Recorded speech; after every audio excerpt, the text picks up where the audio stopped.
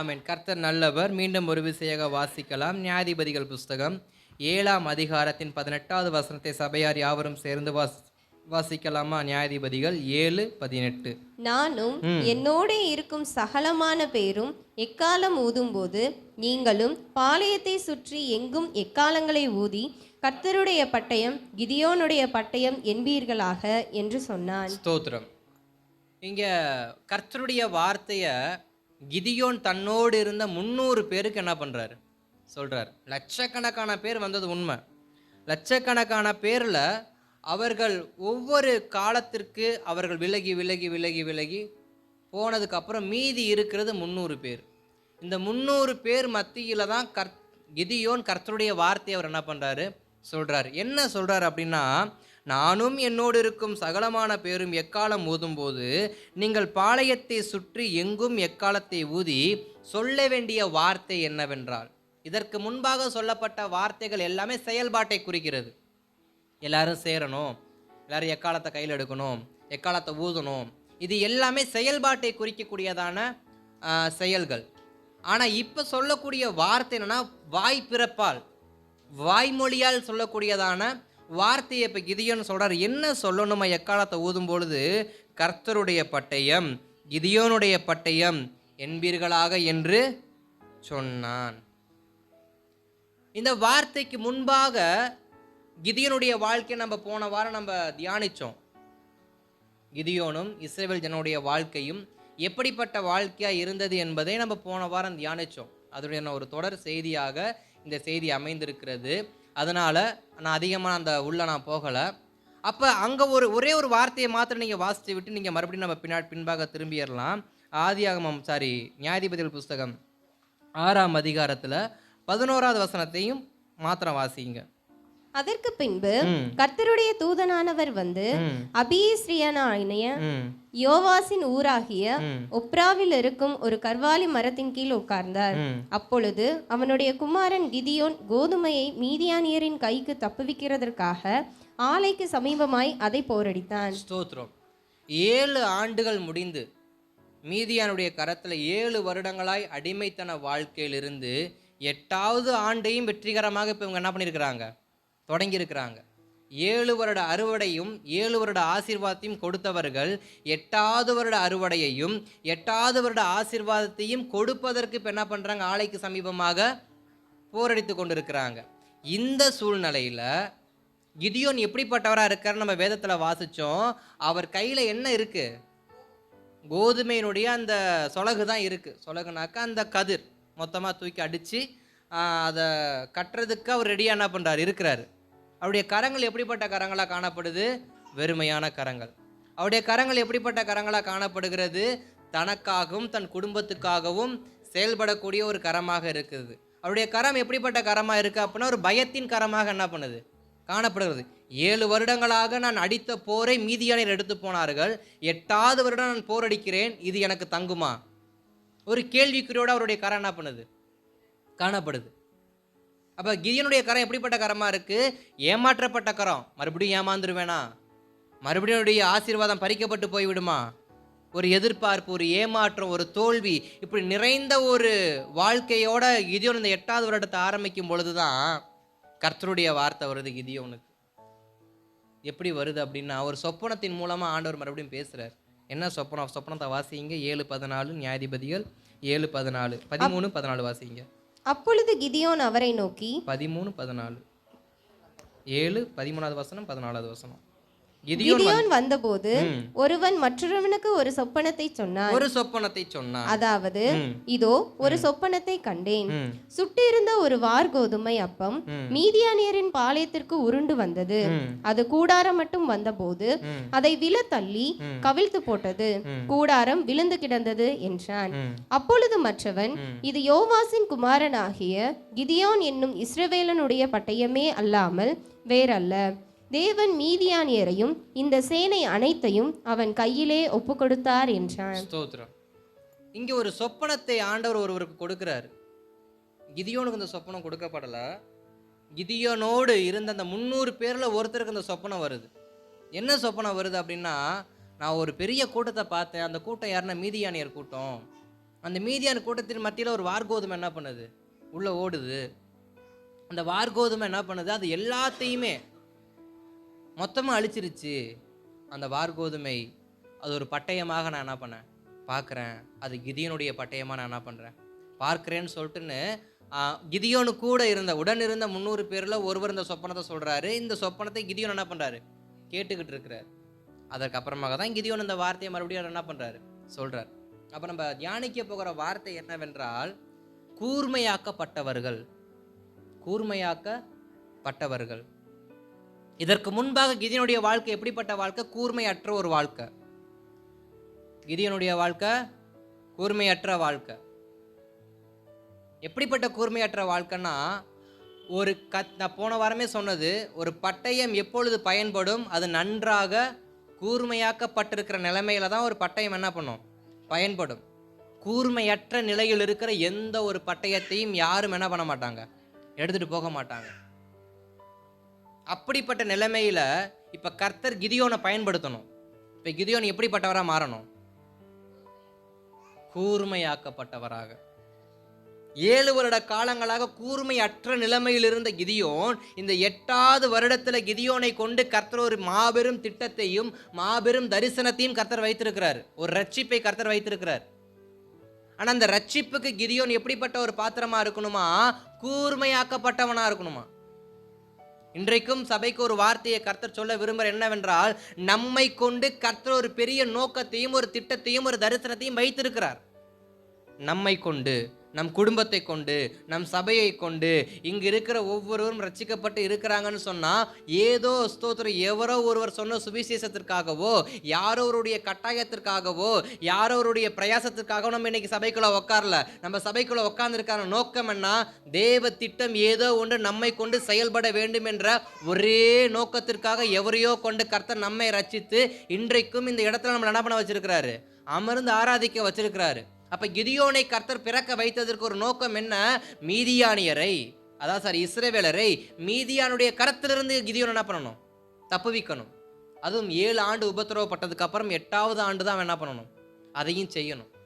இப்படிங்கிறது தேவனுடைய திட்டம். அப்ப தேவனுடைய திட்டத்திற்கு நாம் செயல்பட வேண்டும் என்றால், தேவனுடைய திட்டம் நம்முடைய வாழ்க்கையில செயல்பட வேண்டும் என்றால் நாம் கூர்மையாக்கப்பட்டவர்களாக மாற வேண்டும். நாம் எப்படிப்பட்டவர்களாய் மாற வேண்டும், கூர்மையாக்கப்பட்டவர்களாய் மாற வேண்டும். அந்த கூர்மை எப்படிப்பட்ட கூர்மையா இருக்கணுமா, பட்டயத்தை போல. பட்டயத்தை போல. வேத வசனத்தை குறித்து அழகான ஒரு வசனம் ஒன்று உண்டு. கர்த்தருடைய வார்த்தை இருபுறமும் கருக்குள்ள பட்டயம், அது 2 பக்கமும் பதம் பார்க்கும். அப்ப என்ன அர்த்தம், ஒருவருடைய வாழ்க்கை பட்டயத்தை போல இருக்கணும். அந்த பட்டயம் என்பது கர்த்தருடையதான வசனம்.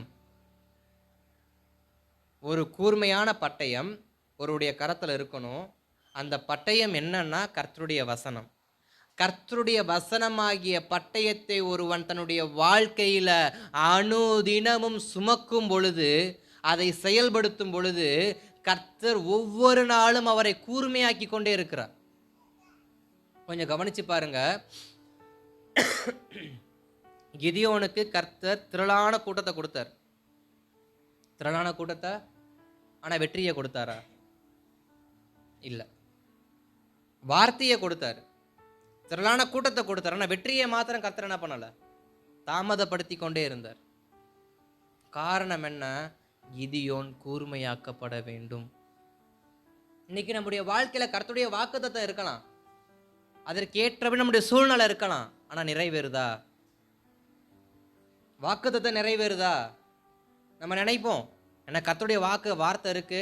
இப்போ கிதியோன் நினச்சிக்கிட்டு இருக்கிறாரு, என்ன நினச்சிக்கிட்டு இருக்கிறாரு, என்கிட்ட கர்த்தருடைய வார்த்தை இருக்கு, என்னைய கர்த்தர் பராக்கிரமசாலியாக நினச்சிருக்கிறாரு, என்னைய கர்த்தர் ஒரு ரட்சகனை நினச்சிருக்கிறாரு.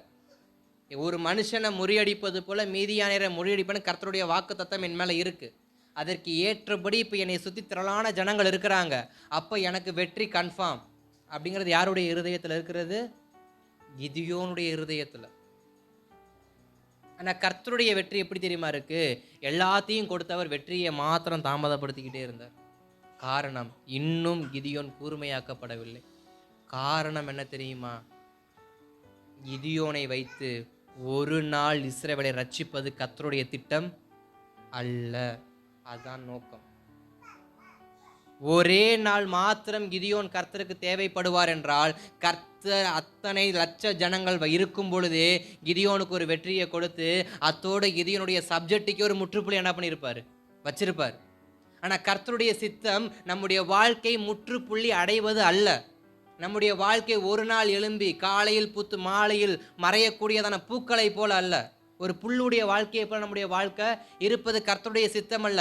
கர்த்தருடைய சித்தம் என்னால், என் ஜனத்தை கொண்டு நான் ஒரு ரட்சிப்பை கொடுப்பேன் என்றால், அந்த ரட்சிப்புக்கு பின்பு என் ஜனம் சமாதானத்தோடு என்ன பண்ணணும், ஆளுகை செய்ய வேண்டும்.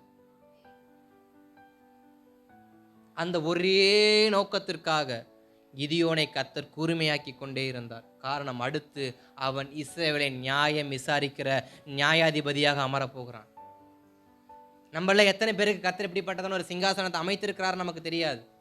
நம்ம நினச்சிக்கிட்டு இருக்கோம், இக்காலத்து பாடுகளுக்காக நினைக்கிறோம். இனி வரக்கூடிய மகிமைக்கு எதுவுமே ஒப்பிடத்தக்கவைகள் அல்ல. நம்ம நினைக்கிற ஒரு காரியம், இப்போ இருக்கிற பிரச்சனை மாறினா போதும். ஆனால் கர்த்தருடைய பார்வையில் இம்மைக்கானதை கர்த்தர் ஒருபோது என்ன பண்ண மாட்டார், பார்க்க மாட்டார். நம்ம இன்னைக்கான வயிற்று வலிக்கு என்ன பண்ணுவோம், ஒரு மாத்திரையை எடுத்து வாய்க்குள்ளே போட்டு இப்போ வயிறு வலி சரியானா போதும், நைட்டுக்கு வேற மாத்திரையை பார்த்துக்கலாம். இப்படி நம்ம நினைக்கிறது உண்டு. ஒரு தலைவலியோ ஒரு உடம்பு வலியோ இல்லை ஒரு பலவீனமோ வந்தால் என்ன பண்ணுவோம், உடனே தற்காலிகத்துக்கு என்ன செய்ய முடியும், மாத்திரையோ இல்லை ஏதோ ஒன்று எடுத்து என்ன பண்ணுவோம், போட்டு வயிற்று வலியை ஆற்றிடுவோம். ஆனால் அது நிரந்தரமான வயிற்று வலிக்கு தீர்வை என்ன பண்ணாது, இருக்காது. கர்த்தருடைய பார்வையில் கிதியோனை கொண்டு இஸ்ரவேலுக்கு ஒரு தீர்வு, அது நிரந்தரமான தீர்வாக இருக்கணும். கிதியோனுடைய வாழ்க்கைக்கும் அது நிரந்தரமான தீர்வாக இருக்கும். இதற்கப்புறம் கிதியோனுடைய பிள்ளைகளோ யார்கிட்ட அடிமையாக போயிடக்கூடாது, மீதியானுடைய கரத்தில் அடிமையாய் போயிடக்கூடாது. அதற்கு ஏற்றபடி கர்த்தர் கிதியோனை கூர்மையாக்கி கொண்டே இருந்தார். அல்லேலூயா. நம்மையும் நம்முடைய வார்த்தைக்கு நேராக கர்த்தர் நம்மை கூர்மையாக்கி கொண்டிருக்கிற நாட்களில் கூர்மையாக்கப்பட நம்மை விட்டு கொடுப்போம் என்று சொன்னார். கிதியோன் எப்படி தன்னை கர்த்தருடைய கரத்துக்கு கூர்மையாக்கப்பட விட்டு கொடுத்தாரோ, 7 ஆண்டு காலங்க, 1 வருஷம் 2 வருஷம் இல்லை, 7 வருஷமா நம்முடைய வீட்டில் நம்ம கிச்சனில் நிறைய கத்தி வச்சுருப்போம். எதற்காக வச்சுருப்போம், ஒவ்வொரு கத்திக்கும் ஒரு வேலை நம்ம வச்சுருப்போம். பூண்டு உரிக்க ஒன்று, வெங்காயம் உரிக்க ஒன்று, தக்காளி வெட்ட ஒன்று, இப்படி ஒவ்வொன்றுக்கும் ஒரு கத்தி உண்டு. எங்கள் வீட்டில் உண்டு, சரிங்களா? ஆனால் அந்த கத்திக்கான வேலை வரும்போது அந்த கத்தி என்ன பண்ணுவோம், எடுத்தோன்னே எடுத்து வெட்டிடுவோமா, இல்லை அது வெட்டிடுமா? அதை எடுத்து 2 தீட்டிட்டு தான், 2 வாரு, லெஃப்டில் ஒரு வாரு ரைட்டில் ஒரு வாரு வாரிட்டு தான் கத்தியை கண்டு என்ன பண்ணுவோம், காய்கறி மேலேயே வைப்போம். ஒரு காய்கறிக்கே நம்ம இந்த அளவுக்கு பதம் பார்ப்போம் அப்படின்னா, நம்மை கொண்டு கர்த்தர் ஒரு பெரிய திட்டத்தை வைத்திருக்கும் பொழுது நாம் எவ்வளவு பதம் உள்ளவங்களா இருக்கணும், எவ்வளவு கூர்மையாக்கப்பட்டவங்களா இருக்கணும். ஏன் 7 வருஷமா கர்த்தர் ரட்சிப்பை கொடுக்கல, கூர்மையாக்கப்படலை? ஏன் 7 வருஷமா விடுதலையை கொடுக்கல, கூர்மையாக்கப்படலை? ஏன் 7 வருஷம் ஆசீர்வாதம் தங்களை கூர்மையாக்கப்படலை? கூர்மையாக்கப்பட்டிருந்தா என்றைக்கோ கர்த்தர் இப்படிப்பட்ட அடிமைத்தன வாழ்க்கைக்குள்ள என்ன பண்ணியிருக்க மாட்டார், அனுமதிச்சிருக்க மாட்டார். கூர்மையாக இருந்திருந்தோம் அப்படின்னா என்றைக்கோ சில சத்ருவின் காரியங்களை வெட்டி எரிஞ்சு நம்ம என்ன பண்ணியிருப்போம், போயிட்டே இருந்திருப்போம். வேதத்தில் ஒரு வார்த்தை அழகாக சொல்லப்பட்டிருக்கோம். சங்கீதம் 45:5 வாசிங்களேன். சங்கீதம் 45:5 வாசிங்களேன். உம்முடைய அம்புகள் கூர்மையானவைகள், அவைகள் ராஜாவுடைய சத்துருக்களின் இருதயத்திற்குள் பாயும். ராஜாவுடைய சத்ருவின் இருதயத்துக்குள்ளாக பாயும். ஒரு அம்பு ஆனது கூர்மையா இருக்குமானால் அது யாருடைய இருதயத்தை கிழிக்குதான், ராஜாவுடைய சத்துரு. நம்முடைய ராஜா யாரு, நம்முடைய சீஃப் மினிஸ்டர் யாரு, நம்முடைய பிரைம் மினிஸ்டர் யாரு, தேசத்திற்கு யாராவனா இருக்கட்டும், நமக்கு என்றைக்கும் கர்த்தர் ஒருவரே. அந்த ராஜாவுடைய சத்துரு யாரு, அன்றைக்கும் இன்றைக்கும் விழுந்து போன தூதன் மாத்திரமே. அப்ப நம்மளுடைய யுத்தம் யாரு கூட இருக்கணுமா, வான மண்டலத்தின் பொல்லாத சேனைகளோடு இருக்கணுமா? அப்ப நம்ம யாரை தொலைக்கணுமா? அப்ப ராஜாவுடைய சத்ருவின் இருதயத்தை துளைத்து கொண்டு போகக்கூடிய அம்பாக இருக்கணுமா. இன்னும் புரியும்படியா சொல்றேன். ஒரு படை தளபதிக்கு கீழே நிறைய வில்வீரர்கள் இருப்பாங்க. அம்பு எய்யக்கூடியதான வில் வீரர்கள் இருப்பாங்க. ஈட்டி எய்யக்கூடியதான வீரர்கள் இருப்பாங்க. இவங்களாம் எதுக்காக வைக்கப்பட்டிருக்கிறாங்க? தன்னுடையதான தேசத்திற்கு ஒரு எதிரி நாட்டு நிமித்தம் பிரச்சனை வருமானால் அன்றைக்கு இவன் கூர்மையாய் வைத்திருக்கிற ஆயுதத்தையும் அதை அதை பயன்படுத்தும்படி அவன் எடுத்துக்கொண்டதான அந்த பிராக்டிஸையும் அவன் என்ன பண்ணணும், அன்னைக்கு காண்பிக்கணும். அதுக்காக தான் இத்தனை வீரர்களையும் ஒரு ராஜா தன்னுடைய படையில் என்ன பண்ணியிருக்கிறாரு, வைத்திருக்கிறார். எதற்கு ஓயாம பிராக்டிஸ் நடந்துகிட்டு இருக்கு? டெய்லியுமா யுத்தம் நடக்குது, டெய்லியுமா கார்கில்ல குண்டு போட்டுட்டு இருக்கிறாங்க, டெய்லியுமா கொல்வாமா தாக்குதல் நடந்துகிட்டு இருக்கு, டெய்லியுமா காஷ்மீர்ல லடாக்ல ஏதாவது டெய்லி நடக்குதா? எப்பயாவது ஒரு முறை நடக்கிறதான இந்த இப்படிப்பட்ட தேச துரோகமான செயலுக்கு நம் தேசத்தின் இராணுவர்கள் எத்தனை நாட்களா இருக்கிறாங்க? வருட கணக்காவே இருந்து என்ன பண்றாங்க, பிராக்டிஸ் எடுத்துக்கிட்டு தான் இருக்கிறாங்க. அது போலதான் கர்த்தருடையதான காரியத்திற்கும் நித்தம் நித்தம் நாம் நம்மை பக்குவப்படுத்தி கொண்டே இருக்க வேண்டும். அதுதான் கூர்மையாக்கப்பட்ட வாழ்க்கை. எதற்கு கூர்மையாக்குறாரா? ராஜாவுடைய சத்ருவின் இருதயத்தை துலக்கும்படி. இன்றைக்கு சத்ருவை பார்த்து நமக்கு பயம் வருவது உண்மை, சத்ருவை பார்த்து நமக்கு பலவீனம் வருவது உண்மை. ஆனா வேதம் சொல்லுகிறது, ராஜாவுடைய சத்ருவின் இருதயத்தை அம்பானது பிளக்கணும். நம்மளை கர்த்தர் எதுக்கு தெரிஞ்சிருக்கிறாரு? தேவனுக்கு விரோதமா எழும்பக்கூடிய சத்ருக்களை எல்லாம் நாம துளையிடணும் தான் கர்த்தர் நம்மளை வச்சிருக்கிறார். ஆனா இன்னைக்கு நம்மள சத்ரு துளையிட்டுக்கிட்டு இருக்கிறான். காரணம் என்ன? கூர்மையற்ற வாழ்க்கை. கூர்மையுள்ள வாழ்க்கை மாத்திரம் இருந்தா சத்ரு வரும் பொழுதே அம்பு பறந்து போயிருந்திருக்கும். ஆனா அம்பை பயன்படுத்தும் காரணம் அம்புல கூர்மை இல்லை. அம்பு கூர்மையா இல்லாததுனால எதிரி வெள்ளம் போல எழும்பி வரும் பொழுது, கெர்ஜிக்கிற சிங்கத்தை போல வரும் பொழுது, வலு சர்ப்பத்தை போல வரும் பொழுது நம்மளால அம்பை எய்து அந்த இருதயத்தை பிளக்க முடியல. இதே சூழ்நிலை தான் 7 வருடங்களாக கிதியோனுடைய வாழ்க்கையிலும் இருந்தது. இன்றைக்கும் சிலருக்கு கர்த்தருடைய வார்த்தை ஒன்று வருகிறது, உங்களால் மேற்கொள்ள முடியாத சத்ருவின் கிரியைகள் ஏதாயிலும் இருக்குமானால் உங்கள் வாழ்க்கையில் இதுவரைக்கும் என்னால் மேற்கொள்ளவே முடியலை, நான் முயற்சித்தேன், நான் போராடினேன், நான் ஜெபித்தேன், ஆனால் என்னால் அதை மேற்கொள்ள முடியலன்னு உங்கள் இருதயத்தில் ஒரு ஏக்கம் இருக்குமானால் கர்த்தருடைய வார்த்தை வருகிறது. எப்படிப்பட்ட வார்த்தை என்றால், நீ முறியடிக்க முடியாத காரியத்தை, மேற்கொள்ள முடியாத காரியத்தை, என்னுடைய பலன் குன்றி போயிருச்சு, என் பலனுக்கு மிஞ்சின காரியமாக இருக்குது, என் சக்திக்கு மிஞ்சின காரியமாக இருக்குது, ஆனால் என்னால் செயல்பட முடியலன்னு சொல்லி எந்தெந்த காரியத்தை எல்லாம் நீங்கள் தோல்வி அடைந்தவர்களை போல சத்ரு உங்களை மேற்கொண்டு விட்டான் என்று நீங்கள் எதெல்லாம் நினைச்சீங்களோ அது நிரந்தரம் இல்லை. தேவனுடைய கரத்தில் மறுபடியும் நீங்க இருப்பீங்கன்னு சொன்னா கர்த்தர் மறுபடியும் கூர்மையாக்கி சத்ருவின் இருதயத்தை பிளந்து போகத்தக்க கூர்மையாக்கப்பட்டவர்களாய் மாற்றுவதற்கு அவர் இன்றைக்கும் சபைக்கு ஒரு வாக்குத்தத்தத்தை கர்த்தர் கொடுக்கிறார். அல்லேலூயா. மீண்டும் சத்ருவின் இருதயத்தை பிளக்கத்தக்கதாக, துளையிட்டு போகத்தக்க கூர்மையான பட்டயமாக, அம்பாக மாற்றுவதற்கு என் தேவன் உண்மையுள்ளவராக இருக்கிறார். அதற்கு கிதியோன் தன்னை ஒப்பு கொடுக்கணும். கர்த்தருடைய வார்த்தை, மீதியானரை ஒரு மனுஷனை முறியடிப்பது போல நீ மீதியானரை முறியடிப்பேன்னு கர்த்தருடைய வார்த்தை. அதற்கேற்ற ஜனங்களை கொடுத்தது கர்த்தர். ஆனால் வெற்றியை மாத்திரம் கர்த்தர் தாமதம் படுத்தினார். காரணம், கிதியோன் கூர்மையாக்கப்படணும். இன்றைக்கு நம்மேல் வாக்குத்தத்தம் இருக்கு, வாக்குத்தத்தம் நிறைவேறுவதற்கான சகல சூழ்நிலையும் இருக்கு, ஆனால் வெற்றி மாத்திரம் காண முடியல. காரணம், நாம் அந்த வெற்றிக்கு கூர்மையாக்கப்படவில்லை. இன்னும் அந்த வெற்றிக்கு நாம் என்ன பண்ணல?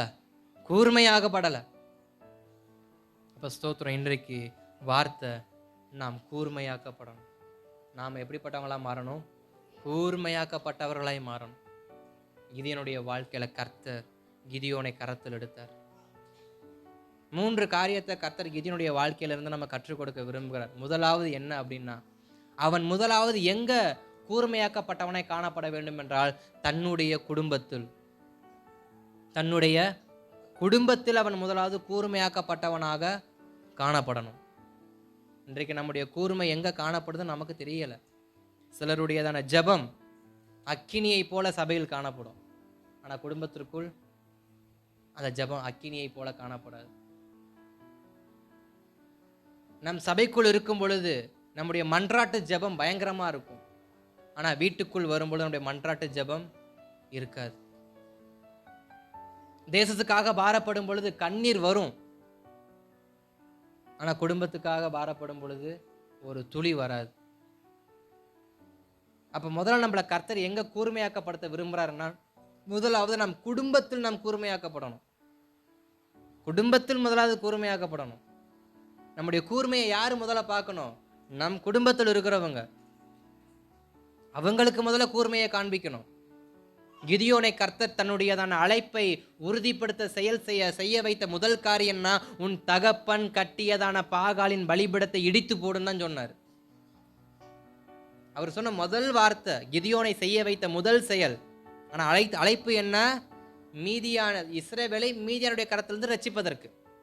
பராக்கிரமசாலியே, கர்த்தரனோடு இருக்கிறார், நீ ஒரு மனுஷனை முறியடிப்பது போல மீதியனை முறியடிப்பாய், நீ ரட்சிப்பாய்னு சொல்லி அழைப்பு கொடுத்ததான எதுக்கு? யுத்தம் பண்ணுவதற்கு. ஆனா கர்த்தர் செய்ய சொல்றது என்ன?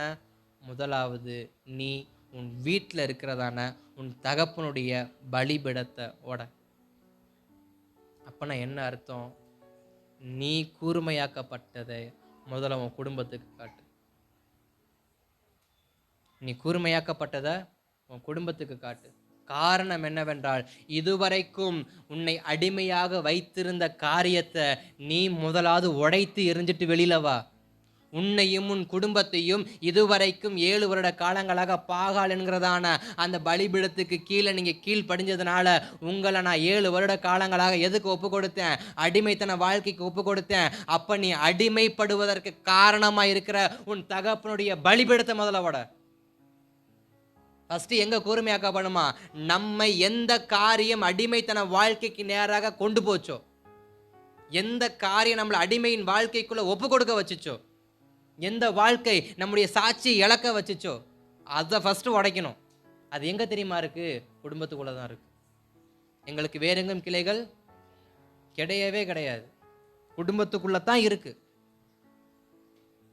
நான் எப்பயுமே சொல்ற ஒரே வார்த்தை, யாக்கோபுடையதான கூடாரத்துக்குள்ளதான் என்ன இருந்துச்சு?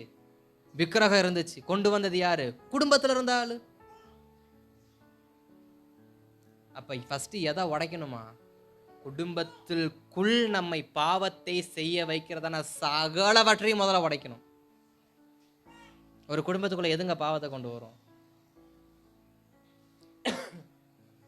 ஒரு குடும்பத்துக்குள்ள எது பாவத்தை கொண்டு வரும்? ஒரு குடும்பத்துக்கு ஒரு வாசல். வீட்டுக்கு ஒரு வாசல் வாங்கல, எல்லா வீட்டுக்கும் ஒரு வாசல். இந்த வீட்டுக்கு ஒரு வாசல், அந்த வீட்டுக்கு வேற வாசல், அந்த வீட்டுக்கு இன்னொரு வாசல்.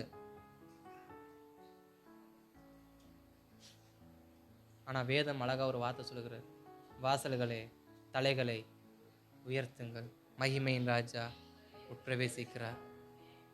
மகிமையின் ராஜா. வாசல் எப்படிப்பட்ட வாசலா இருந்தாலும் பரவாயில்ல, ராஜா பிரவேசிக்க வாசலை திறந்தா மாட்டோம் போதும். வீட்டுக்கு ஒரு வாசல், வீட்டுக்கு ஒரு திண்ணை, எப்படி வேணா இருந்துட்டு உபத்திரவம் இருக்கட்டும், ஆனா வார்த்தை ஒன்னே ஒண்ணு, ராஜா பிரவேசிக்க இடம் கொடு. அந்த வாசல் வழியா ராஜா பிரவேசிச்சா மாத்திரம் போதும். கர்த்தர் பிரவேசித்து விட்டாருனாக்க அதற்கு அப்புறமா அவர் சூழ்நிலை தலைகளா மாத்திடுவார். இது வரைக்கும் எது நம்மளை அடிமைக்குள்ளாக வைத்திருக்கு? நம்ம அடிமைப்படுவதற்கு காரணம் எது? கர்த்தரே நம்மை அடிமையை விட்டு கொடுப்பதற்கு காரணம் எது? அடிமையின் வாழ்க்கை அநேகர் கேள்விப்பட்டிருப்பீங்க, அநேகர் புஸ்தகத்துல படிச்சிருப்பீங்க, அநேகர் நாடகத்துல கூட பார்த்துருப்பீங்க. அந்த வாழ்க்கை எவ்வளவு கொடுமையான வாழ்க்கையா இருக்கும் அப்படின்னு. அதில் நிம்மதி இருக்காது, அதில் சந்தோஷம் இருக்காது, அதில் சிரிப்பு இருக்காது, அதில் ஒற்றுமை இருக்காது, அதில் ஒருமனம் இருக்காது. அது ஒரு வாழ்க்கையாகவே இருக்காது. அது ஒரு வாழ்க்கையை போலவே அப்படிப்பட்ட வாழ்க்கை தான் அடிமையின் வாழ்க்கை. அதைத்தான் 7 வருடங்களாக இஸ்ரவேலர்கள் வாழ்ந்து கொண்டிருந்தாங்க. அதை உடைக்கணும் அப்படின்னா கூர்மையாக்கப்பட்டிருக்கணும். தேசத்தை ரட்சிப்பது 2வது, முதல்ல வீட்டுக்குள்ள. நீ வெளியில போய் மீதியானரை கொல்றதெல்லாம் 2வது கிதியோனே. முதல்ல உன் குடும்பத்துல ஒரு பலிபீடம் இருக்கு. இந்த பலிபீடத்தினாலதான் உன் குடும்பம் இது வரைக்கும் அடிமையா இருக்கு. இது போல பலிபீடம் தேசத்துல எத்தனையோ வீட்டுல இருக்கு. அத்தனை வீட்டுக்குள்ளேயும் அத்தனை வீட்டுக்கு தகப்பன்மார்களும் வைத்திருக்கிற பலிபீடத்தின் நிமித்தமாகவே நான் தேசத்தை ஒப்பு கொடுத்தேன். இன்னைக்கு வீட்டுக்கு வீடு சிறையிருப்பு, வீட்டுக்கு வீடு அடிமைத்தனம், வீட்டுக்கு வீடு ஒரு விதமான ஒரு சிறையிருப்பு. எதற்கு? தேவன் விரும்பாததை பலிபீடமாக என்றைக்கு ஒரு குடும்பம் மாத்துச்சோ அன்றையோடு அந்த குடும்பத்தோட சமாதானம் போச்சு. மறுபடியும் ஒரு வார்த்தையை நான் ஆழமாக சொல்ல விரும்புகிறேன். முதலாவது, ஒரு காரியத்தை நாம் செய்யும் பொழுது கர்த்தர் தடுத்தார். இஸ்ரவேல் ஜனங்கள் விக்கிரக ஆராதனை செய்யும் பொழுது தடுத்தார். அவங்களுக்கென்று விக்கிரக ஆலயங்கள் கிடையாது, அவங்களுக்கென்று விக்கிரக சிலைகள் கிடையாது. எமோரியர் பக்கமாய் போய் என்ன பண்ணுவாங்க, மற்ற தேசத்து பக்கமாக போயிட்டு என்ன பண்ணுவாங்க, வந்தாங்க. முதலாவது பார்வை, 2வது ஐக்கியப்பட்டது, கடைசியாகத்தான் அந்த சிலையத்தான் வீட்டுக்குள்ளேயே என்ன பண்ணாங்க, கொண்டு வந்தாங்க. அப்போ ஒரு பாவம் என்பது பலிபீடம் கட்டும் அளவிற்கு வளர்ந்துருக்குன்னா யார் இடம் கொடுக்குறா? ஒரு சத்துரு பலிபீடம் கட்டுற அளவுக்கு வளர்க்குறான்னா அதுக்கு யார் இடம் கொடுக்குறா? ஆரம்பத்திலே அதை பிடுங்கி எறிஞ்சிருந்தா, ஆரம்பத்திலேயே முளைக்கும் போதே கிள்ளி இருந்தா மரம் வளர்ந்துருக்கவே வளர்ந்துருக்காது. முளைக்கும் போது கில்லாததுனால இன்றைக்கு மரம் வளர்ந்து அது வேர் விட்டு அது துளிர் விட்டு அதிலிருந்து பல மரங்கள் என்ன பண்ணுது, முளைச்சி வருது. இன்றைக்கு நம்முடைய தனிப்பட்ட வாழ்க்கையில ஒரே ஒரு வார்த்தையை மாத்திரம் நான் மறுபடியும் அழுத்த விரும்புறேன். எதுக்கெல்லாம் பலிபீடம் மாறி இருக்கு, எந்தெந்த காரியத்துக்கெல்லாம் பலிபீடமா மாறி இருக்கு. சாதாரண ஒரு பலவீனம், சாதாரண ஒரு இடறல், சாதாரண ஒரு தடுமாற்றம், சாதாரணமான ஒரு விழுக, எழும்ப வேண்டிய விழுக, எழும்பாத அளவுக்கு பலிபீடம் என்பது சமாதியை போல, பலிபீடம் என்பது சமாதியை போல. தேவனுடைய பலிபீடத்தின் மேல அக்கினி எரியும், விக்கிரக பலிபீடத்தின் மேல என்னதான் கிடக்கும், எலும்பு கூடு தான் கிடக்கும். இன்றைக்கும் ஸ்தோத்திரம் நல்லது. இன்றைக்கும் நிறைய இடத்துல நீங்கள் போய் பார்த்தீங்கன்னா மேலே கோபுரம் கட்டியிருப்பாங்க, கையெடுத்து கூட கீழே என்ன தான் இருக்கும், மண்டை ஓடு தான் இருக்கும். என்ன இருக்கும், மண்டை ஓடு தான் இருக்கும். அப்போ ஒரு சத்ருவுக்கு, ஒரு நம்மை பலவீனப்படுத்தினவனுக்கு, நம்மை விழ வைத்தவனுக்கு ஒரு பலிபீடத்தை கட்டி அதை வாழ்வது நமக்கும் சரி கர்த்தருக்கும் சரி அது உகந்ததான ஒரு வாழ்க்கை அல்ல. அது நம்முடைய அழைப்புக்கான லட்சணமும் அல்ல. அதனால தான் சொன்னார், கிதியோனே நீ மீதியானரை முறியடிக்கணும்னா முதல்ல வீட்டில் இருக்க பலிபீடத்தை விட. இன்றைக்கும் தேசத்துக்காக செயல்படணும், கர்த்தருக்காக செயல்படணும்னா முதல்ல வீட்டில் இருக்க பலிபீடத்தை உடைங்க. அதை வேதத்து ஒரு வார்த்தை இருக்குல்ல, முதல்ல உன் கண்ணில் இருக்கிறத என்ன பண்ணு, அப்புறமா உத்தரத்துக்கு என்ன பண்ணலாம், போகலாம். முதல்ல வீட்டுக்குள்ள, அப்புறம் தான் சத்திரத்துக்கு போகணும்.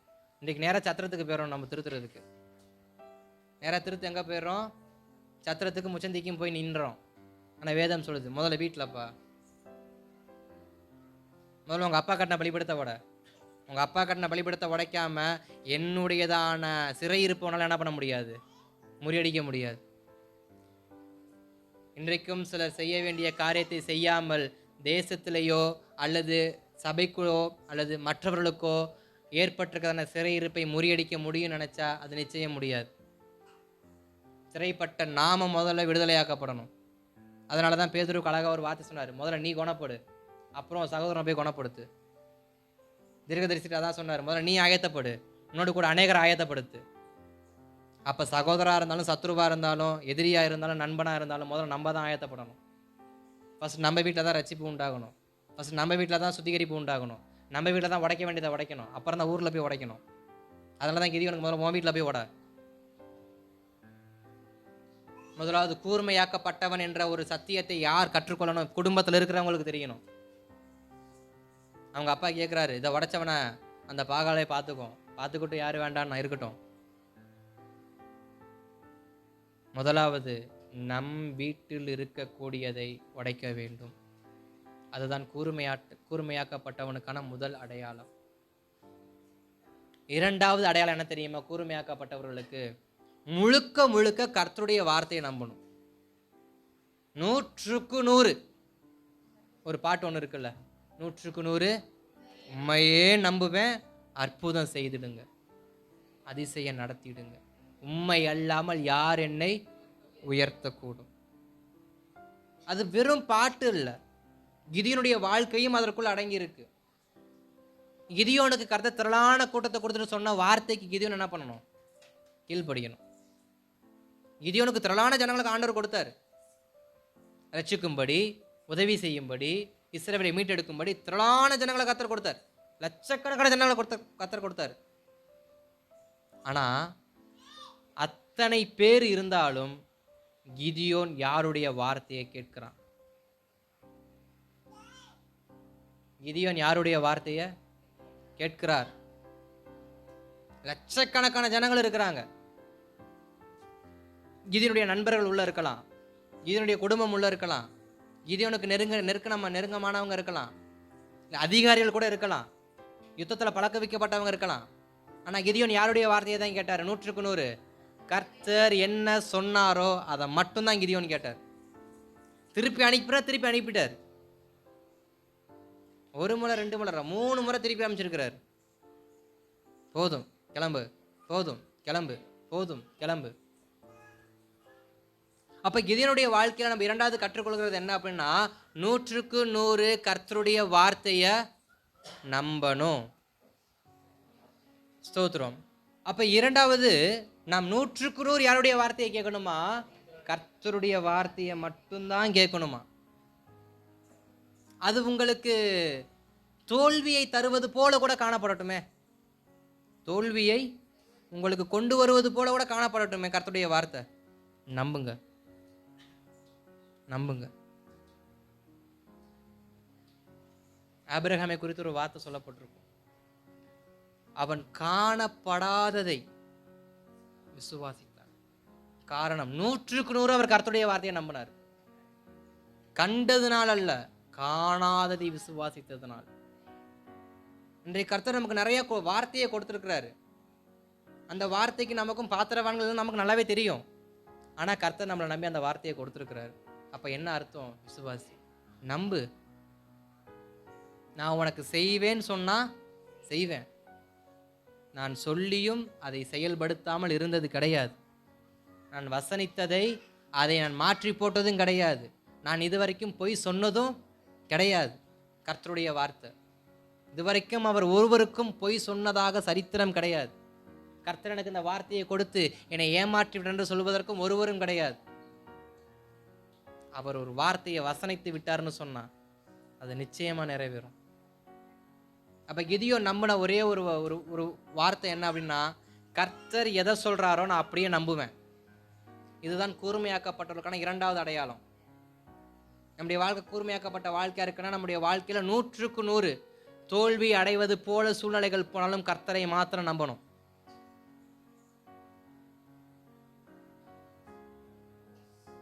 நம்ம நினைக்கிற காரியம் நடக்கல அப்படின்றதுக்காக கர்த்தரை நம்ம இல்லைன்னு சொல்ல முடியாது.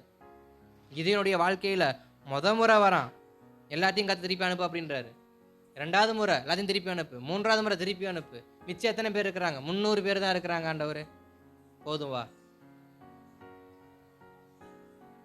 300 பேர் மேல கிதியோன் நம்பிக்கை வைக்கல. தனக்கு வாக்கு தத்தம் கொடுத்த கர்த்தரை மாத்திரம் தான் கிதியோன் நம்பினார்.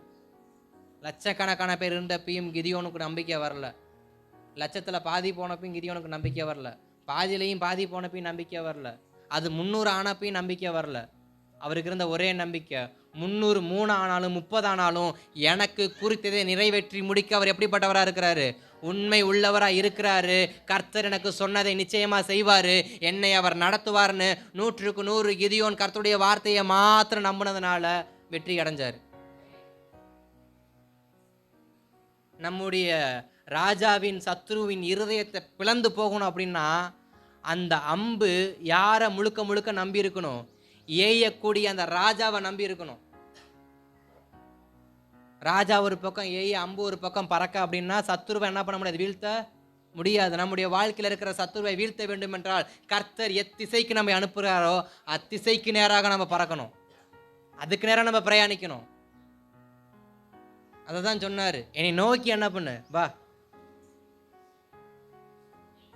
கர்த்தர் நம்மை அழைத்து ஒரு நோக்கத்துக்காக நம்மளை செயல்படுத்திக்கிட்டு இருக்கிறாரு. ஆனால் நம்ம என்ன பண்ணுற சில சமயத்தில், இல்லை இப்படி போனாக்கா குறுக்க மரம் வருது, நான் முட்டி குத்தி அங்கேயே நின்றுவேன், நான் ஒரு யூட்டன் போட்டு போகிறேன், ஒரு ஆர்க் அடித்து போகிறேன் அப்படின்னு நம்ம என்ன பண்ணுறோம்? ஆர்க் அடிச்சுக்கிட்டு இருக்கு, அந்த ஆர்க்குன்னு அடிச்சுக்கிட்டே தான் இருக்குது. எய்தவருடைய பலம் நமக்கு தெரிய மாட்டேங்குதுங்க. எத்தனையோ வில் வீரர்கள் இருக்கிறாங்க, ஆனால் சிலருடைய வில் வீரர்களுடைய திறமையை பார்த்தோன்னு வச்சுங்களேன், பொழந்துக்கிட்டு போகும் அடுத்த மரத்துக்கு. அந்த அளவுக்கு அது கூர்மையாக்கியிருப்பாங்க. அந்த அளவுக்கு அவங்களுடைய அந்த இழுவிசை பலம் இருக்கும். இழுத்து அடித்தாங்கன்னா தாண்டி போய் அடுத்த கடத்தில் என்ன பண்ணும்? நிற்கும். தாண்டி போய் அடுத்த பக்கம் நிற்கும். இது அம்புடைய கூர்மையை சொல்றதா இல்லை இழுத்து விட்டவனுடைய பலத்தை சொல்றதா? இரண்டுமே அங்கே நடந்துச்சு. முதலாவது கூர்மை, இரண்டாவது பலன். நாம் எவ்வளவா கூர்மையாக இருக்கிறோமோ அவ்வளவாய் நாம் பயன்படுத்துவதற்கு கர்த்தர் உண்மை உள்ளவராக இருக்கிறார். எத்தனை முறை நம்மை பயன்படுத்துவதற்கு அவர் உண்மை உள்ளவராக இருக்கிறார், நாம் கூர்மையாக இருந்தார். அப்போ கிதியோன் 100க்கு 100 கர்த்தருடைய வார்த்தையை அவர் நம்பினார்.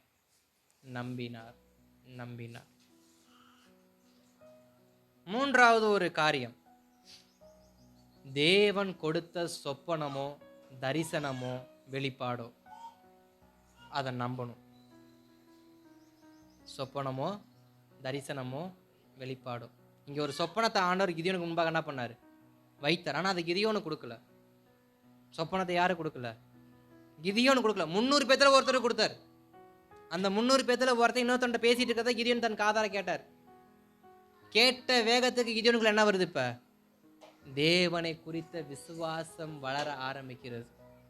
அப்ப மூன்றாவது, கூர்மையாக்கப்பட்டவருடைய வாழ்க்கைக்கு மூன்றாவது அடையாளம் என்ன அப்படின்னா, நாம் கர்த்தர் கொடுக்கும் வெளிப்பாட்டை நம்ப வேண்டும். வார்த்தையை எந்த அளவுக்கு விசுவாசிக்கிறோமோ அது போல நம்முடைய ஜப நேரத்தில், நம்முடைய நித்திரை நேரத்தில் கர்த்தர் நமக்கு ஒரு சொப்பனமாகவோ ஒரு தரிசனமாகவோ ஒரு வெளிப்பாடாகவோ இல்லை ஒரு மனுஷங்கள் மூலியமாகவோ நமக்கு ஒரு வார்த்தையை அவர் பேசுகிறாருன்னா அதை நம்ம 100க்கு 100 என்ன பண்ணணும்? நம்பணும். எனக்கு கொடுக்கணும், என்கிட்ட சொல்லணும். அப்படி பார்த்தா கிதியோன் வெற்றி அடைஞ்சிருக்க? கர்த்தருடைய பட்டயம், கிதியோனுடைய பட்டயம்ன்ற வார்த்தையை கிதியோன் என்ன பண்ணிருக்க முடியாது, ஜனங்களை சொல்ல வச்சிருக்க முடியாது. ஆனால் அந்த வார்த்தையை கிதியோனுக்கே கர்த்தர் கொடுக்கலையே, கொடுத்தது படையில் இருக்கிற ஒருவனுக்கு. ஆனால் கிதியோனுக்கு தெரியும், என்னை அழைத்தவர் என்னை நடத்தும்படி, எனக்கு கீழே இருக்கிறவங்க என்னை நம்பும்படி இந்த வார்த்தையை கொடுத்துருக்கிறாரு. அந்த வார்த்தையை நான் அறிக்கை பண்ண வைக்கிறேன். சில குடும்பத்துக்கு கர்த்தர் வெளிப்பாடு கொடுப்பாருன்னா குடும்பத்தை நம்பவே மாட்டாங்க. வெளிப்பாடு கொடுத்தா குடும்பத்தை என்ன பண்ண மாட்டாங்க? நம்பவே மாட்டாங்க. கேட்ட சூழ்நிலை சாதகமா இல்லை. இது பலத்துக்கு அப்பாற்பட்ட காரியம். இது எல்லாத்துக்கும் மேல சொல்ற ஒரு வார்த்தை, உனக்கு ஒரு வேலை கிடையாது, என்னத்தையாவது யோசிச்சுட்டு படுத்து கிடந்திருப்ப, இதே தொல்லையா போச்சு. ஆனா கிதியோன் அப்படியெல்லாம் சொல்லாம அவர் சொன்ன ஒரே ஒரு வார்த்தை, கர்த்தர் இந்த சொப்பனத்தை கொடுத்துருக்கிறாரு, அந்த ஸ்தோத்திர வார்கோதுமை நான் தான், அது என்னுடைய பட்டயம்தான். கர்த்தர் எனக்கு சொன்னபடியே நான் ஒரு மனுஷனை முறியடிப்பது போல நான் மீதியானரை நிச்சயமாய் நான் முறியடிப்பேன். கர்த்தருடைய பட்டயம் கிதியோனுடைய பட்டயம் என்று பாளையத்தில் கத்துங்க அப்படின்னாரு. அதே போல ஸ்தோத்திரம் 20வது வசனத்தில் வரும் பொழுது ஜனங்கள் எல்லோரும் கத்துறாங்க. கர்த்தருடைய பட்டயம் கிதியோனுடைய பட்டயம் என்று சத்தமிட்டு. அப்ப மூன்றாவது எதை நம்பணுமா? கர்த்தர் நமக்கு கொடுக்கிற வெளிப்பாடோ சொப்பனமோ தரிசனமோ ஏதாகிலும் ஒன்றை கர்த்தர் மீண்டும் நம்மை உறுதிப்படுத்துமே நம்முடைய வாழ்க்கையில கர்த்தர் கொடுப்பார். அதை அப்படியே நம்பணும், விசுவாசிக்கணும். இது மூன்றையும் கிதியோன் தன்னுடைய வாழ்க்கையில கடைபிடித்தார். முதலாவது தன் தகப்பன் வீட்டில் இருக்கிற பலிபீடத்தை உடைச்சார். இரண்டாவது 100க்கு 100 கர்த்தர் தனக்கு சொன்ன வார்த்தையை நம்பினார். அவருக்கு கர்த்தர் சொன்ன வார்த்தையை நம்பினார். மூன்றாவது அவரை வைத்து மற்றொரு சொன்ன வார்த்தையை அவர் நம்பினார். அதான் சொப்பனம், வெளிப்பாடு, தரிசனம். அதையும் நம்பினார். இது மூன்றையும் கிதியோன் தன்னுடைய வாழ்க்கையில வைத்திருந்ததுனால ஒரு மனுஷனை முறிய அடிப்பது போல கர்த்தர் கிதியோனை கொண்டு இஸ்ரவேலரை மீதியானுடைய கைக்கு ரட்சித்தார். இதுல இருந்த ஒரு 2 அல்லது 3 வார்த்தையை மாத்திரம் நான் உங்களுக்கு சுருக்கமாக சொல்லிவிட்டு நான் பிரசங்கத்தை விரைவாக முடிக்க நான் தீவிரப்படுறேன். ஸ்தோத்திரம். கர்த்தர் நல்லவர். திருப்பிக் கொள்ளலாம். உங்களுக்கு நன்றாக தெரிந்தது தான் ஏசாயாவின் தீர்க்க தரிசனம் 41ஆம் அதிகாரத்தின் 15வது வசனம். ஏசாயாவின் தீர்க்க தரிசனம் 41:15. இதோ போரடிக்கிறதற்கு நான் உன்னை புதிதும் கூர்மையுமான பற்களுள்ள யந்திரமாக்குகிறேன். நீ மலைகளை மிதித்து நொறுக்கி குன்றுகளை பதருக்கு ஒப்பாக்கி விடுவாய். ஸ்தோத்திரம். இங்கே வேதம் சொல்லுகிறது, எந்த இயந்திரத்தை கர்த்தர் எடுத்து பயன்படுத்துவாராம்? கூர்மையான இயந்திரத்தால் மட்டுமே ஒரு பெரிய மலையையும் உடைத்து தூள் தூளாக மாற்ற முடியும். நான் உன்னை, அங்க அப்படித்தானே போட்டிருக்கிறது, இதோ போரடிக்கிறதற்கு நான் உன்னை புதிதும் கூர்மையுமான பற்களுள்ள எந்திரம் ஆக்குகிறேன். அப்பனா என்ன அர்த்தம்? கூர்மை தன்மையை நீ இழந்துட்டன்னு அர்த்தம். அதனாலதான் சொல்றாரு, நான் உன்னை மறுபடியும் புதிதும் கூர்மையுமான எந்திரமாக மாற்றுகிறேன். நிறைய பேரை கர்த்தர் மறுபடியும் கூர்மையாக்க விரும்புறார்.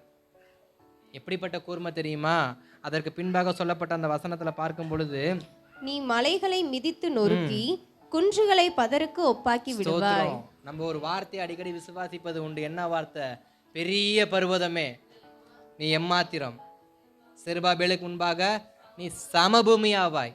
இன்னொரு வார்த்தை ஒன்று இருக்கு, கர்த்தருடைய சத்தம் கண்மலையை பிளக்கும் சம்பட்டியை போன்றது.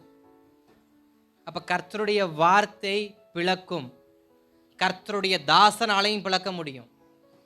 கர்த்தருடைய வார்த்தையை சுமக்கிற தாசனாலையும் பர்வதங்களை உடைத்து அதை தவிடுபடியாக முடியும். நீதிமொழியில் சொல்லப்பட்டோம் கர்த்தருடைய சத்தம் அதை செய்யும் அப்படின்னு. ஆனா செருபாபேலை குறித்து சொல்லுவாரு, செருபாபேல் நின்னாலே போதும் பர்வதங்கள் மெழுகு போல உருகி போகும் அப்படின்னு. அப்புறம் என்ன அர்த்தம்? ஒரு மனுஷன் எப்ப பர்வதத்தை உருக்கக்கூடிய மனுஷனாய் மாறுகிறான்? கர்த்தருடைய வார்த்தை அவனுக்குள் இருக்கும் பொழுது, அவன் கூர்மையாக்கப்பட்டவனாய் மாறும் பொழுது, அவன் சொத்தம் பெரிய மலைகளையும் பதராக மாற்றிப்படத்தக்க கூர்மையான பற்களுள்ள இயந்திரமாக அவன் எப்ப மாறுகிறானோ அப்பொழுது அவனுக்கு முன்பாக மலைகள் நிற்க முடியாது. அல்லேலூயா. இன்றைக்கு இப்படிப்பட்ட இயந்திரம் நம்முடைய தேசத்துல ஒன்று இருக்கு. என்ன இயந்திரம்? ஜேசிபிக்கு முன்னாடி என்ன பண்ண முடியாது? நிற்கவே முடியாது. என்ன நின்னாலும் ஃபர்ஸ்ட் கியரை போட்டு செகண்ட் கியர் எடுத்து அவர் பாடி அடிச்சுட்டு போயிட்டே இருப்பார். போய் கையை விரிச்சுக்கிட்டு நிற்கவும் முடியாது. குத்தி தூக்கி உள்ள போட்டு அவங்க பாட்டு போயிட்டே இருப்பாங்க. அப்ப கூர்மையாக்கப்பட்ட பற்கள் உள்ள இயந்திரமாய் நம்ம மாறுவோம்னு சொன்னோம். எவ்வளவு பெரிய பர்வதங்கள் வந்தாலும் கர்த்தர் அதை பதராக மாற்றி போட நமக்கு உதவி செய்வார். 49:2 வாசிங்க.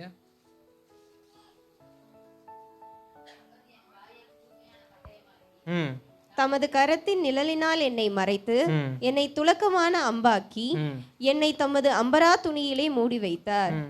அவர் என்னை நோக்கி, நீர் என் தாசன் இஸ்ரவேலே, நான் உன்னில் மகிமைப்படுவேன் என்றார்.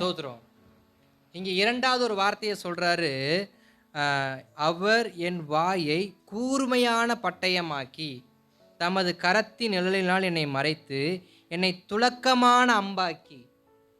துலக்கமான அம்புனா நல்ல சாணம் தீட்டப்பட்ட கூர்மையான அம்பு. அந்த அம்பை எங்க வச்சிருக்கிறாராம்? தன்னுடைய அம்பரா துணியில. அப்ப யார் ஒருவர் கூர்மையாக்கப்பட்டவர்களாக இருக்கிறார்களோ அவர்களை கர்த்தர் தமது கரத்தில் என்ன பண்றாரு? வைத்திருக்கிறார். அங்க கூர்மையான இயந்திரமாக மாற்றி உன்னைய வைத்து பெரிய பெரிய மலைகளை நான் என்ன பண்ணுவேன், நான் தகர்ப்பேன்னு சொல்லி அங்க சொல்றாரு. இங்க வரும் பொழுது துலக்கப்பட்ட அம்பாக மாற்றி உன்னையுடைய அம்பரா துணியில நான் என்ன பண்ணுவேன், வைத்திருப்பேன். அந்த அம்பரத்தில் அம்பு எதுக்கு நான் வைத்திருக்கிறேன் அப்படின்னா, நான் நினைக்கும் பொழுது நினைக்கிற இடத்துல நினைக்கிற டார்கெட்டை அடிக்கிறதுக்கு நீ தான் வேணும். வேதத்துல எத்தனையோ பேரை கத்தரை அழிக்கிறதுக்கு இன்னொருத்தரை கத்தரை என்ன பண்ணாரு? உருவாக்கி கொண்டு வந்த நாட்கள் உண்டு. உருவாக்கி கொண்டு வந்த நாட்கள் உண்டு. நல்ல உதாரணம் ஏலா பள்ளத்தாக்கில் நடந்த ஒரு சம்பவம். 17ஆம் அதிகாரத்தில் 1 சாமுவேல் 17ஆம் அதிகாரத்தின் 50வது வசனத்தோடு ஒரு வாசிங்களேன். 1 சாமுவேல் 17ஆம் அதிகாரத்தில் 50வது வசனத்தோடு ஒரு வாசிங்களேன். இவ்விதமாக தாவீது ஒரு கவனினாலும் ஒரு கல்லினாலும் பெலிஸ்தனை மேற்கொண்டு அவனை மடங்கடித்து அவனை கொன்று போட்டான். தாவீதின் கையில் பட்டயம் இல்லாதிருந்தது. தாவீதின் கையில் என்ன இல்லையா? பட்டயம் இல்லாதிருந்தது. பின்பு எப்படி வெற்றி வந்துச்சு? இன்னைக்கு நீங்க கேட்கலாம், பட்டயன்றாரு, எதையாவது எடுத்து கையில கொடுத்து போக சொல்லுவாங்களோ? அதுக்கு ஒரு தனி டீம் இருக்கு. கையில துப்பாக்கி கொடுக்கறதுக்கு, பட்டயத்தை கொடுக்கறதுக்கு தனி டீம் ஒன்று இருக்கு. அங்க போனா கொடுப்பாங்க. ஆனா இந்த படையில் அதெல்லாம் என்ன பண்ணாது, இருக்காது. தாவீதை குறித்து வார்த்தை அழகா சொல்றது. ஏலா பள்ளத்தாக்குல தாவீது எப்படிப்பட்டவராக காணப்படுகிறாரு? பட்டயம் இல்லாதவராய் காணப்படுறாரு. ஆனா வெற்றியை அவர் பெற்றுக்கொண்டார். வெற்றியை பெற்றுக்கொண்டார். எப்படி பெற்றுக்கொண்டார்? ஆயுதம் முக்கியம் இல்லைங்க, கர்த்தர் நம்மோடு இருக்கிறாரா என்பது மாத்திரமே முக்கியம். கூர்மையான எந்திரமா இருக்கட்டும், துலக்கப்பட்ட அம்பா இருக்கட்டும், இல்லை ஸ்தோத்திரம் பட்டயமே இல்லாத வாழ்க்கையா இருக்கட்டும், எல்லாத்தையுமே கூர்மையாக்கி செயல்பட வைப்பது எதுவென்றால் தேவன் கொடுக்கும் அபிஷேகம் மாத்திரமே. அவர் கொடுக்கிற அபிஷேகம் இல்லாமல் நம்மளால் கூர்மையான வாழ்க்கையை வாழ முடியாது. அவருடைய அபிஷேகம் இல்லாமல் மலைகளை பெயர்த்து பதரை போல் ஆக்கத்தக்க கூர்மையான இயந்திரமாகவும் மாற முடியாது. அவருடைய கையில் அடங்கி இருக்கிற துலக்கப்பட்ட அம்பாவும் இருக்க முடியாது. எது இல்லைன்னா தேவ அபிஷேகம் நமக்குள் நாளுக்கு நாள் இல்லை என்றால், முதலாவது 100க்கு 100 வார்த்தையில செயல்படணும். இரண்டாவது 100க்கு 100 அபிஷேகத்துல செயல்படணும். வார்த்தையில செயல்பட நாம் அபிஷேகத்துல செயல்படுறோமா? வார்த்தை என்பது பட்டயம்தான், அபிஷேகம் தான் பட்டயத்தை உருக்கிற அக்கினி. வார்த்தை என்னும் இரும்பு பட்டயத்தை உருக்கக்கூடிய அக்கினி எதுவென்றால் தேவன் நம்மேல் போட்டிருக்க அபிஷேகம். அபிஷேகம் என்னும் அக்கினி இல்லை என்றால் பட்டயம் கூர்மையாக்க முடியாது. எந்த பட்டறையிலையாவது நெருப்பு இல்லாம கூர்மையாக்கி இருக்கிறாங்களா? நெருப்பு இல்லாம ஒரு ஆயுதத்தை உருவாக்கி இருக்கிறாங்களா? நெருப்பு ரொம்ப ரொம்ப முக்கியம். ஒரு கிறிஸ்தவருடைய வாழ்க்கையில் அபிஷேகம் என்பது ரொம்ப ரொம்ப முக்கியம். அந்த அபிஷேகம் தான் ஒவ்வொரு நாளும் அவரை உருக்க ஆரம்பிக்கும். அவங்களை அப்படியே ஸ்தோத்திரம் உருவாக்க ஆரம்பிக்கும். அவங்களை கூர்மையாக்க ஆரம்பிக்கும். அதற்கு அப்புறமாக தான் அவர்களை பயன்பட செய்ய வைக்கும். அப்போஸ்தலர் நடபடிகளில் நல்ல உதாரணங்களா நம்முடைய அப்போஸ்தலர்களே வரிசையா இருக்கிறாங்க. 12 அப்போஸ்தலர்கள், அதற்கப்புறம் உருவான சீஷர்கள், அதற்கப்புறம் நமக்கு முந்தைய நாட்கள் வாழ்ந்த பரிசுத்தவான்கள், இப்படி எத்தனையோ பேர் திரளான சாட்சியா இருக்கிறாங்க.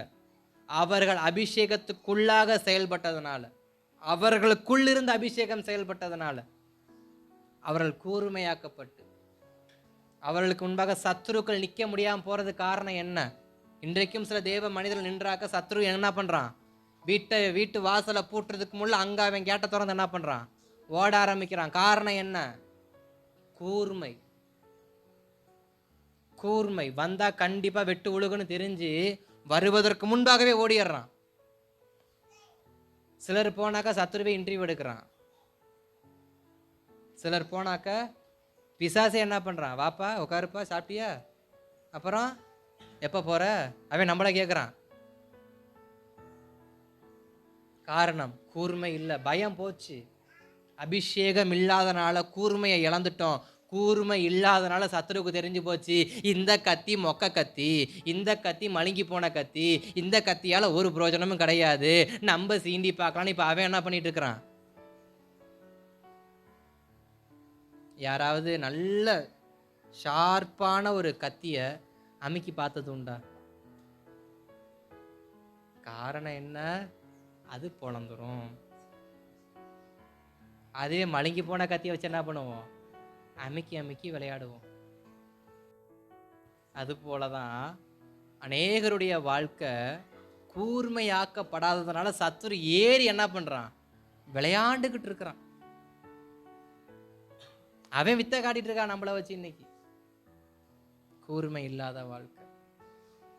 அதுவே கூர்மையா இருந்தா கால் வைக்க மனசு வருமா? கை வைக்க மனசு வருமா? இல்லை ஏறி நின்று தங்கு ஜங்குன்னு ஆடதான் முடியுமா? முடியவே முடியாது. அப்ப நம்முடைய வாழ்க்கை அபிஷேகத்துக்குள்ளாக உருவாக்கப்படுகிற வாழ்க்கையா இருக்குமானால் இன்றைக்கு நிச்சயமா சொல்ல முடியும், சத்ரு உங்களை மேற்கொள்ள முடியாது. சத்ரு உங்களை நிச்சயம் மேற்கொள்ள முடியாது. நீங்க அடிக்கடி நீங்க வருத்தப்படுற காரியம் என்ன? குடும்பத்துல பலவீனம், குடும்பத்துல பிரச்சனை, சமாதானம் இல்லை, அது இல்லை, இது இல்லை, எல்லாமே நம்முடைய குடும்பத்தை கெடுக்கக்கூடிய சத்ரு எடுக்கிறதான ஆயுதங்கள் தான். எதுக்கு தெரியுமா? ஜெபிக்க கூடாது, உபவாசிக்க கூடாது, அபிஷேகத்துல வளரக்கூடாதுன்றதுக்காக தான். நாம நேர் மாறா அபிஷேகத்துக்காக நம்மளை விட்டு கொடுத்து ஒவ்வொரு நாளும் ஒரு குடும்பம் அபிஷேகத்துல நிறைஞ்சு ஜெபிக்குமானா, சாதாரண ஜபத்துக்கும் அக்கினி ஜபத்துக்கும் வித்தியாசம் உண்டு. சாதா ஜபத்துக்கும் அக்கினி மயமான நாவுகளுக்கு வித்தியாசம். எதுக்கு அக்கினி மய நாவை கொடுத்தாரு? வெறுமன நாவையில இருந்திருக்கலாமே, ஏன் அக்கினி மயமான நாவை கொடுத்தாரு? அதுக்கு ஒரு அற்புத அடையாளம் உண்டு. அப்ப சாதாரணமா ஜபிக்கிற ஜபத்துக்கும் அந்நிய நாவுகளால் ஜபிக்கிற ஜபத்திற்கும் மிகுந்த பலன் உண்டு. அப்ப ஒவ்வொரு நாளும் அபிஷேகத்துக்கு விட்டு கொடுத்து, அந்நிய நாவுகளுக்கு விட்டு கொடுத்து, உங்களை உருவாக்க விட்டு கொடுங்க. உங்களை உருவாக்க விட்டு கொடுங்க. அபிஷேகம் இல்லாமல் தேவ ராஜ்யத்துக்குள் பிரவேசிக்க முடியாது. ஒருவன் ஜலத்தினாலும் ஆவியினாலும் பிரவேசிக்க விட்டால் தேவனுடைய ராஜ்யத்திற்குள் பிரவேசிப்பதில்லை. நமக்குள் ஜலத்தினால் அபிஷேகம் இருக்கு, வெறுமனமே தேவனால் கொடுக்கப்பட்ட வார்த்தை இருக்கு. ஆனா தேவனுடைய வெளிப்பாடு வேணும்னா அபிஷேகம் உள்ள இருக்கணும். தேவனுடைய தன்னை உருவாக்குதல் வேணும்னா அபிஷேகம் உள்ள இருக்கணும். தேவனுடைய வழிநடத்துதல் வேணும்னா அபிஷேகம் உள்ள இருக்கணும். நேரத்துக்கு ஏற்ற வார்த்தை வெளியில வரணும்னா அபிஷேகம் உள்ள இருக்கணும். சில நெருக்கமான சூழ்நிலைக்கு ஏற்ற மாதிரி சில இடத்துல பேசணும், சில காரியங்கள் செய்யணும்னு அபிஷேகம் உள்ள இருக்கணும். ஏன் சிலரால் தெளிவான காரியத்தை செய்ய முடியல? ஏன் சிலர் நம்பி சில பொறுப்பை வீட்டில் கொடுக்க மாட்டாங்க? தெளிந்த புத்தி அவனுக்கு கிடையாது, கொடுத்தா உருப்படியா செய்ய மாட்டான். ஆனா அதுவே அபிஷேகம் பண்ணப்பட்ட மனுஷனா இருந்தா ராஜாவே கொடுப்பாரு பட்டயத்தை, போய் ஜெயிச்சுட்டு வாடா அப்படின்னு. அபிஷேகம் உள்ள இருக்கு அப்படிங்கிறப்ப யாரு நம்புறா? தேசத்தின் ராஜாவே நம்புறாரு தாவீத. உன்கிட்ட பட்டயம் இல்லைனாலும் பரவாயில்ல, உனக்குள்ள யார் இருக்கா? கர்த்தர் இருக்காரு. நீ போற வனத்துக்கு போ சாமி, நீ எப்படி போ விரும்புற அப்படியே போ. அனுப்புனாரு. பட்டயம் இல்லாமல் தான் போனான், வஸ்திரம் இல்லாமல் தான் போனான். ஆனால் கூட கர்த்தரை கூட்டிட்டு போனான். கூட யாரை கூட்டிட்டு போனா? கர்த்தரை கூட்டிட்டு போனான். நம்மோடு கர்த்தர் இருப்பாருன்னா நமக்கு அவர் விடுதலையை கொடுக்க அவர் உண்மை உள்ளவர். கிதியோனோடு கர்த்தர் இருந்தார். அவன் கூட இருப்பேன்னு சொன்னார், அவன் கூடவே இருந்தார். தாவீதோடு கர்த்தர் இருப்பேனாரு, தாவீதோடு கர்த்தர் இருந்தார். மோசே ஒரு வார்த்தை சொன்னார், எனக்கு ஒன்றும் தெரியாது, எனக்கு பயமா இருக்கு, நீ போ நான் கூட வரேன் அப்படின்னாரு. யாக்கோபு பயந்தார், நீ போ நான் கூட வரேன் அப்படின்னாரு. யோசுவா பயந்தாரு. எப்போ தெரியுமா பயந்தாரு? எரிகோ கோட்டைக்கு முன்பாக, எரிகோவை முறியடிக்கிறதுக்கு முன்பாக யோசுவா பயந்த நிலைமையில இருந்தார். எப்படா அந்த எரிகோ கோட்டையை நம்ம ஜெயிக்க போறோம் அப்படின்னு. யோசுவாவின் புஸ்தகம் 5ஆம் அதிகாரத்தில் 13வது வசனத்தோட ஒரு வாசிங்கன்னா, யோசுவா 5:13. பின்னும் எரிகோவின் வெளியிலிருந்து தன் கண்களை ஏறெடுத்து பார்க்கும்போது இதோ ஒருவர் அவனுக்கு எதிரே நின்றார். உருவின பட்டயம் அவர் கையில் இருந்தது. யோசுவா அவரிடத்தில் போய், நீர் எங்களை சேர்ந்தவரோ எங்கள் சத்துருக்களை சேர்ந்தவரோ என்று கேட்டான். ஸ்தோத்திரம். இப்போ யோசுவாவுக்கு இதுவரைக்கும் அந்த 12வது வசனம் வரைக்கும் கர்த்தர் கொடுத்ததான மன்னாவை புசித்து வாழ்ந்து வந்த கூட்டம் இப்போ முதல்ல கானானுக்குள்ள அவங்க போறாங்க. அவங்க போய் பார்க்குற ஒரு சம்பவம் என்னன்னா எரிகோ கோட்டை. இப்போ எரிகோ கோட்டையை தாண்டி தான் அவங்க என்ன பண்ணணும்? பிரயாணத்தை தொடரணும். இப்போ இந்த எரிகோவை முறியடிக்க முடியலை. எப்படி முறியடிக்க போகிறோன்னு தெரியலை. யோசுவாவுக்கு உண்மையை சொல்லணும்னா எப்படி முறியடிக்க போகிறோன்னு தெரியலை. அதை பார்த்து பிரமிச்சு போய் நிற்கிறப்ப கர்த்தருடைய வார்த்தை வருது. எப்படிப்பட்டவர் தெரியுமா வந்தார்? உருவின பட்டயத்தை உடையவராக. உருவின பட்டயத்தை உடையவராக. அப்பதான் யோசுவாவுக்கு சொல்றார், யோசுவாவை பயப்படாத. அடுத்தடுத்த வசனத்தை வாசிங்களேன். அதற்கு அவர், அல்ல, நான் கர்த்தருடைய சேனையின் அதிபதியாய் இப்பொழுது வந்தேன் என்றார். அப்பொழுது யோசுவா தரையிலே முகங்குப்புற விழுந்து பணிந்து கொண்டு அவரை நோக்கி, என் ஆண்டவர் தமது அடியேனுக்கு சொல்லுகிறது என்னவென்று கேட்டான். அப்பொழுது கர்த்தருடைய சேனையின் அதிபதி யோசுவாவை நோக்கி, உன் கால்களில் இருக்கிற பாதரட்சைகளை கழற்றி போடு, நீ நிற்கிற இடம் பரிசுத்தமானது என்றார். ஸ்தோத்திரம். அவர் சொல்ற வார்த்தை அவ்வளவுதான். நீ நினைக்கிறபடி நீ பயப்படுற விஷயம் ரொம்ப பெருசு கிடையாது. நீ பயப்படுற விஷயத்திற்கு முன்பாக எதிர்த்து நிற்கிறது நானாக்கும். நாம எந்த விஷயத்தை பார்த்து பயந்து நிற்கிறோமோ அந்த விஷயத்துக்கு முன்பாக நிற்கிறது கர்த்தர். அல்லேலூயா. அதற்கு முன்பாக நிற்கிறது யாரு? கர்த்தர். ஆனா இப்ப சொல்ற வார்த்தை என்ன தெரியுமா? எரிகோக்கு விரோதமாக, எரிகோக்கு எதிர்த்து நிற்கிறது நானு. அதனால நீ என்ன பண்ற? என் பக்கத்துல வந்து நின்று. அதனால நீ என்ன பண்ற? என் பக்கத்துல வந்து நின்று உன் பாதரட்சை கழட்டி போட்டு நீ என்கிட்ட சரண்டர் ஆயிரு. எரிகோவை நான் உனக்கு சரண்டரா கொடுக்குறேன். யார் கர்த்தருடைய சமூகத்துல சரண்டர் ஆகுறோமோ அவங்களுடைய கரத்துல சத்துருவ கர்த்தர் சரண்டரா என்ன பண்ணுவாரு? விட்டுருவாரு. நீங்க மலைச்சு போய் நிக்கலாம். எப்படி ஆகுமோ, எப்படி நடக்குமோ, எப்படி மேற்கொள்ள முடியுமோன்னு சொல்லி நீங்க பிரமிச்சு போய், மலைச்சு போய், திகச்சு போய் நிக்கலாம். ஆனா கர்த்தருடைய வார்த்தை, நீ என்கிட்ட சரண்டர் ஆகு. யோசுவாவே, நீ என்கிட்ட சரண்டர் ஆகு. நீ எதை பத்தியும் யோசிக்காத. நீ ஜஸ்ட் என்கிட்ட உன் பாதரட்சியை கலட்டி நீ சரண்டர் ஆயிரு. நீ பிரமிச்சு பார்க்குற பத்தியா உன் பிரச்சனைய, அதை நான் உன் காலுக்கீழே சமாதானமாக போடுறேன். உன் காலுக்கீழே நான் சரண்டர் ஆக்குறேன். இவ்வளவுதான் கர்த்தருடைய வார்த்தை. இவ்வளவுதான் கர்த்தருடைய சித்தம். சின்ன விஷயம்தான், நாம் சரண்டரானா போதும். அப்போ முதல் காரியம் என்ன சொன்னேன்? முதலாவது, நாம கூர்மையாக்கப்பட்டவங்களா இருக்கணும். அதற்கு ஒரு 3 காரியம் சொன்னேன். முதல்ல வீட்டில் இருக்கிற பலிபீடத்தை உடைக்கணும். 2வது வார்த்தையை 100க்கு 100 நம்பணும். 3வது கொடுக்கிற வெளிப்பாடோ தரிசனமோ சொப்பனத்தையும் நம்பணும். அதற்கு அடுத்து கூர்மையாக்கப்பட்டவர்களை கர்த்தர் எதற்காக பயன்படுத்துறாரு? ராஜாவின் சத்ருவின் இருதயத்தை பிளக்கிறதுக்கு. எதுக்கு கர்த்தர் நம்மளை கூர்மையாக்குறாரு? ராஜாவின் சத்ருவின் இருதயத்தை பிளக்கிறதுக்கு.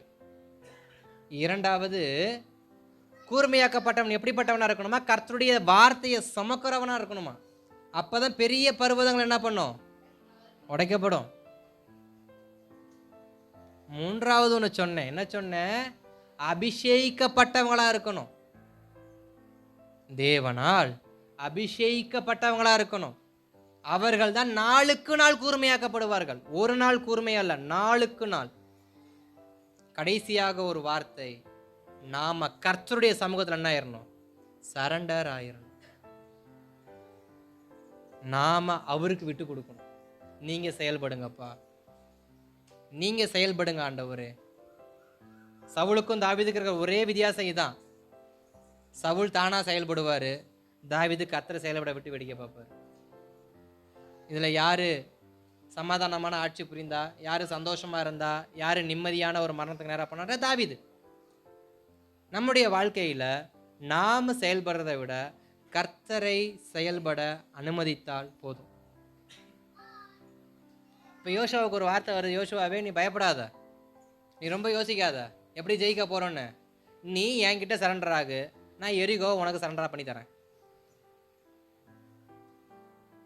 யோசுவா தன்னை கர்த்தருக்கு ஒப்பு கொடுத்தார். யோசுவா தன்னை கர்த்தருக்கு முற்றிலுமாய் ஒப்பு கொடுத்தார். நீங்க என்னை நடத்துங்கப்பா, நீங்க என்னை நடத்துங்கப்பா, நீங்க என்னை நடத்துங்கப்பா. கர்த்தர் உருவின பட்டயத்தை உடையவராய் இன்றைக்கும் நம்மால் எதிர்க்க முடியாத பிரச்சனைக்கு முன்பாக கர்த்தர் நின்று கொண்டுதான் இருக்கிறார். அது எவ்வளவு பெரிய பிரச்சனையாக இருந்தாலும் சரி. வேதாகமத்தில் பார்க்கறது போல யுத்த களம் தான் கிடையாது. இன்றைக்கு நம்முடைய வாழ்க்கையில ஒவ்வொருவரும் ஒவ்வொரு நாளும் ஒரு யுத்த களத்தை நம்ம சந்தித்து கொண்டு தான் இருக்கிறோம். அந்த யுத்த களத்தில் நம்ம வெற்றி அடைகிறோமா தோல்வி அடைகிறோமா அந்த நாட்டுடைய முடிவில் தான் நமக்கு தெரியும். ஆனால் கர்த்தருடைய வார்த்தை, நீ சந்திக்க போகிற யுத்தத்தை நீ சந்திக்கிறமே, நான் என்ன பண்ணுறேன்? நிற்கிறேன். அதான் மத்தேயுல ஒரு வார்த்தை அழகாக சொல்லப்பட்டிருக்கு, இந்த உலகம் உன்னைய பகைக்குதா, முன்னாடியே அது என்னைய பகைச்சிருச்சு, இப்போ தான் அது உன்கிட்ட வந்திருக்கு, அதனால நீ என்கிட்ட வந்தால் உனக்கு நான் என்ன பண்ணுறேன்? ஆலோசனை கொடுக்குறேன். இந்த விஷயத்தில் நான் உனக்கு எப்படி சீனியர், எப்படி சீனியர். ஒரு வேலை தெரியாதப்ப நம்ம ஒரு புதுசாக ஒரு வேலைக்கு போகிறப்ப என்ன பண்ணுவோம்?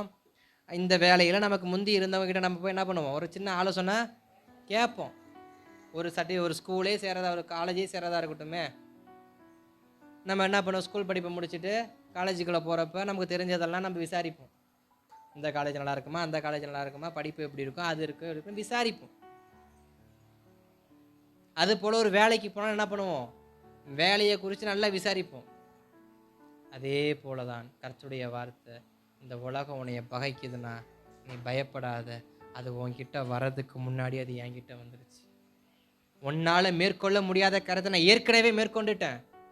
அதுக்கான ரகசியம் உனக்கு தெரியணும்னா நீ என்கிட்ட சரண்டர் ஆகணும். அதுக்கு யோசுவா யார்கிட்ட சரண்டர் ஆகணும்?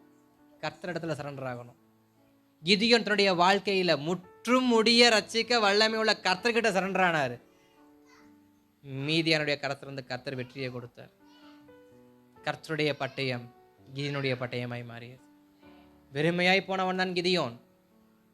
ஆனால் வார்த்தைக்கும் அபிஷேகத்துக்கும் கர்த்தர் கொடுக்குற உருவாக்குதலுக்கும் கர்த்தருடைய சமூகத்தில் அர்ப்பணிக்கிறதுக்கும் தன்னை முற்றிலுமாய் விட்டு கொடுத்ததுனால வெறுமையான கரத்தில் கர்த்தர் பட்டயத்தை கொடுக்கிறார். கோழையாக இருந்தவனை கர்த்தர் வீரனாக மாற்றுகிறார். ஏமாற்றம் நிறைந்த கரத்தில் வெற்றியை கர்த்தர் கொடுக்கிறார்.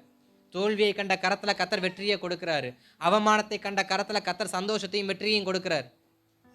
நம்முடைய கரத்தில் இதுவரைக்கும் சுமந்தது வேற, இனி சுமக்க போறது கர்த்தருடைய பட்டயமாக இருக்குமானால், இனிமே நம்முடைய கரத்தில் சுமக்கிறது கர்த்தருடைய பட்டயமாக இருக்குமானால், நம்மை அடிமைப்படுத்தவோ நம்முடைய ஆசீர்வாதத்தை பிடுங்கவோ நம்முடைய வாழ்க்கை பொத்தல் பையாய் போவதற்கோ இனி அது சாத்தியம் கிடையாது. நம்முடைய கரத்தில் கர்த்தருடைய பட்டயம் இருக்குமானால். அல்லேலூயா, அல்லேலூயா. ஜெபிக்கலாமா?